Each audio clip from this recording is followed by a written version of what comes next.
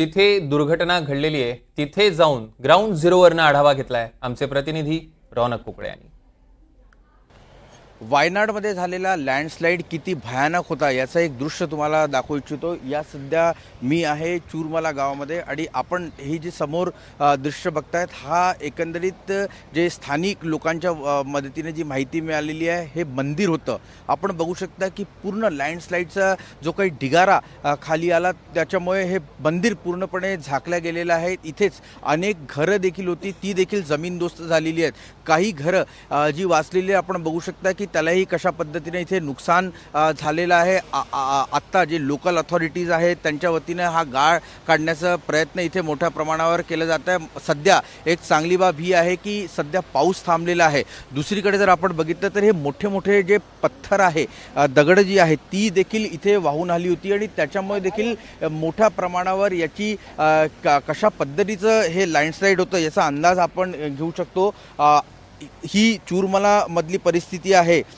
सध्या 48 तास उलटले मात्र मुंडकई ज्या ठिकाणी देखील लँडस्लाइड झालं होतं त्या ठिकाणी अजून देखील जे रेस्क्यू टीम्स आहेत त्या पोहोचू शकलेल्या नाही आहेत। त्यामुळे तिथे देखील मोठ्या प्रमाणावर नुकसान झाले असल्याची माहिती जी आहे ती पुढे येतात आणि अनेक लोक ढिगाऱ्याखाली अजूनही अडकले असल्याची शक्यता व्यक्त केली जाते आहे। कॅमेरा पर्सन संदेश बैकर सोबत रौनक कुकडे, NDTV मराठी, मुंबई।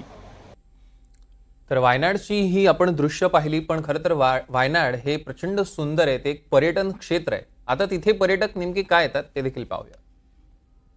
केरळमधलं वायनाड डिस्ट्रिक्ट हे नेहमीच पर्यटकांसाठी आकर्षणाचं केंद्र राहिलेलं आहे।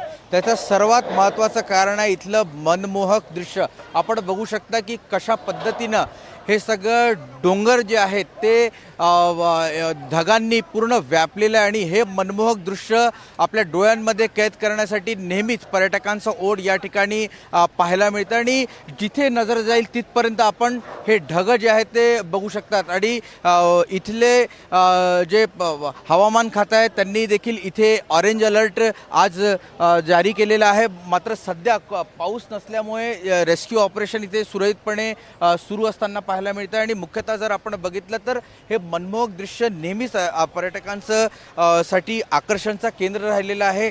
ज्यावेळेस ही घटना घडली त्यावेळेस देखील अनेक रिसॉर्ट्समध्ये इतर राज्यांमधनं इथे आलेले पर्यटक जे आहेत ते पाहायला मिळाले। आत्तापर्यंत जी माहिती उपलब्ध झालेली आहे अनेक पर्यटक जे आहेत जे केरळामध्ये या ठिकाणी वास्तव्यासाठी आले होते, रिसॉर्टमध्ये थांबले होते, ते बेपत्ता आहेत।